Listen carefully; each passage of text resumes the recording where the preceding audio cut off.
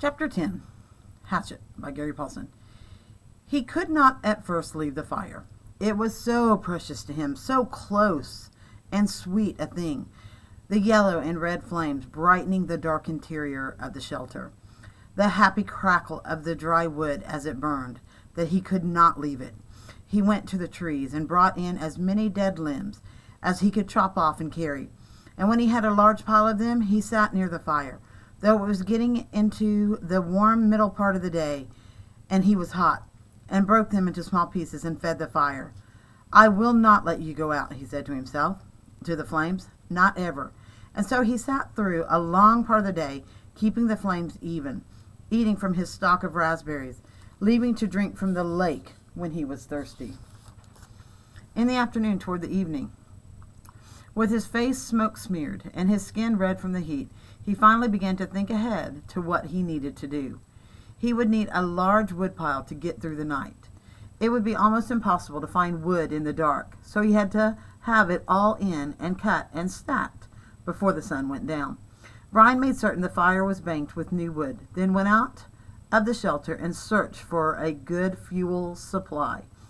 Up the hill from the campsite, the same windstorm that left him a place to land the plane that had only been 3 or 4 days ago, had dropped 3 large white pines across each other. They were dead now, dry and filled with weathered, dry, dead limbs, enough for many days. He chopped and broke and carried wood back to the camp, stacking the pieces under the overhang until he had what he thought was an enormous pile, as high as his head and 6 feet across the base. Between trips, he added small pieces to the fire to keep it going, and on one of the trips to get wood, he noticed an added advantage of the fire. When he was in the shade of the trees breaking limbs, the mosquitoes swarmed on him as usual. But when he came to the fire, or just near the shelter where the smoke eddied and swirled, the insects were gone. It was a wonderful discovery. The mosquitoes had nearly driven him mad, and the thought of being rid of them lifted his spirits. On another trip, he looked back and saw the smoke curling through the trees and realized for the first time that he now had the means to make a signal. He could carry a burning stick and build a signal fire and perhaps attract attention, which meant more wood, and still more wood. There did not seem to be an end to the wood he would need, and he spent all the rest of the afternoon into dusk making wood trips. At dark, he settled in for the night next to the fire with the stack of short pieces ready to put on, and he ate the rest of the raspberries. During all the work of the day, his legs had loosened, but still ached a bit, and he rubbed it and watched the fire and thought for the first time since the crash that he might be getting a handle on things, might be starting to do something other than just sit. He was out of food, but he could look tomorrow, and he could build a signal fire tomorrow and get more wood tomorrow. The fire kept the night coolness and settled him back into sleep, thinking of tomorrow. He slept hard and wasn't sure what awakened him, but his eyes came open and he stared into the darkness. The fire had burned down and looked out, but he stirred it with a piece of wood and found a bed of coals still glowing hot and red. With small pieces of wood and careful blowing, he soon had a blaze going again. It had been close. He had to be sure to try and sleep in short intervals so he could keep the fire going. And he tried to think of a way to regulate his sleep, but it made him sleepy to think about it. And he was just going under again when he heard the sound outside. It was not unlike the sound of the porcupine, something slithering and being dragged across the sand. But when he looked out the door opening, it was too dark to see anything. Whatever it was stopped making that sound in a few moments, and he thought he heard some sloshing into the water at the shoreline. But he had the fire now and plenty of wood, so he wasn't as worried as he had been the night before. He dozed, slept for a time, awakened again just at dawn gray light, and added wood to the still smoking fire before standing outside and stretching. Standing with his arms stretched over his head and the tight knot of hunger in his stomach, he looked toward the lake and saw the tracks. They were strange. A main center line up from the lake in the sand with claw marks to the side, leading to a small pile of sand, and then going back down to the water. He walked over and squatted near them, studied them, tried to make sense of them. Whatever had made the tracks had some kind of flat, dragging bottom in the middle, and was apparently pushed along by the legs that stuck out to the side. Up from the water to a small pile of sand, then back down into the water. Some kind of animal, some kind of water animal that came up to the sand to do what? To do something with the sand, to play and make a pile in the sand? He smiled. City boy, he thought. Oh, you city boy, with your city ways. He made a mirror in his mind, a mirror of himself, and saw how he must look. City boy, with your city ways, sitting in the sand, trying to read the tracks and not knowing, not understanding.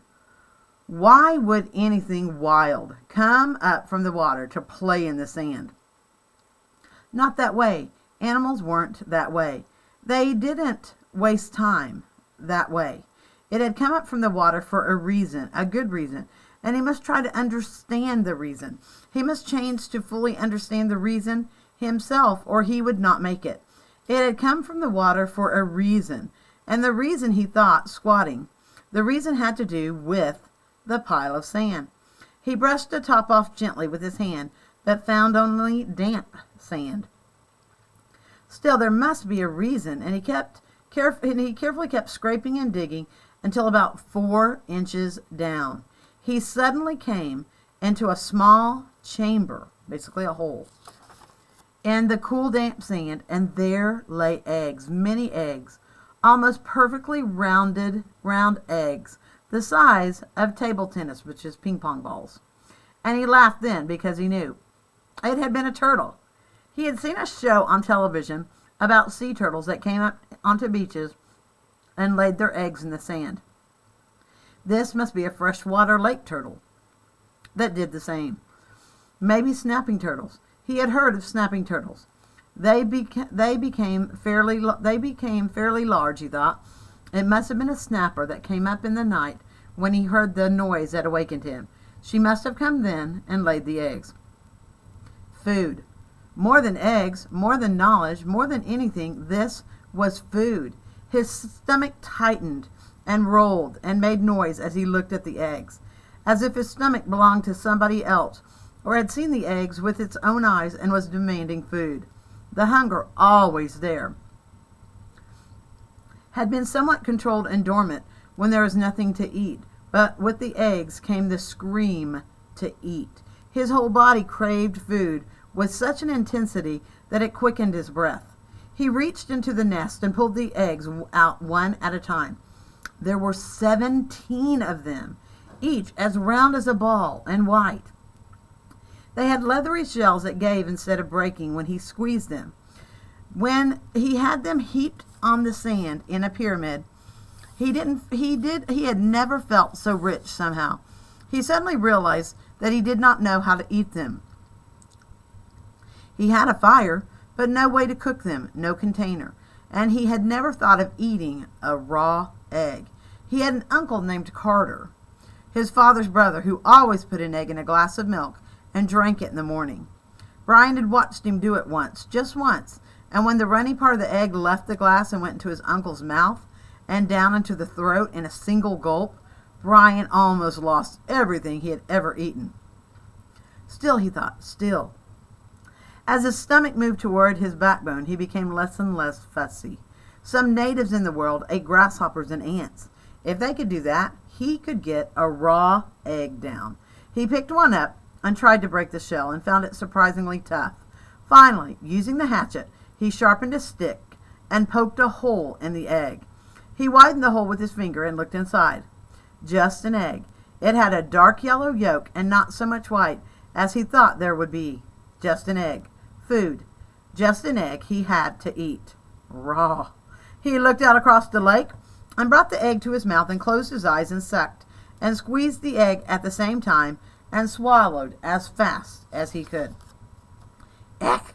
It had a greasy, almost oily taste, but it was still an egg. His throat tried to throw it back up.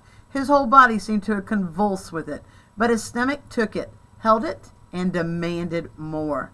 The second egg was easier, and by the third one he had no trouble at all. It just slid down. He ate 6 of them, and they could have easily eaten all of them and not been full. But a part of him said to hold back and save the rest. He could not now believe the hunger. The eggs had awakened it fully, roaringly, so that it tore at him. After the 6th egg, he ripped the shell open and licked the inside clean.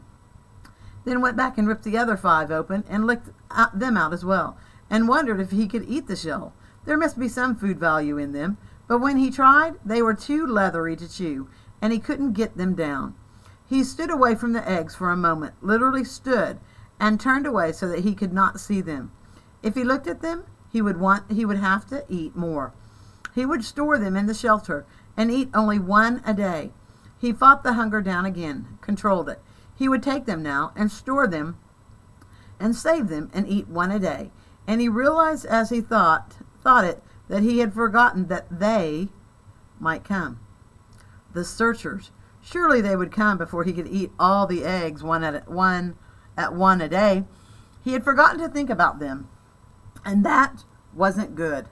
He had to keep thinking of them, because if he forgot them and did not think of them, they might forget about him. And he had to keep hoping.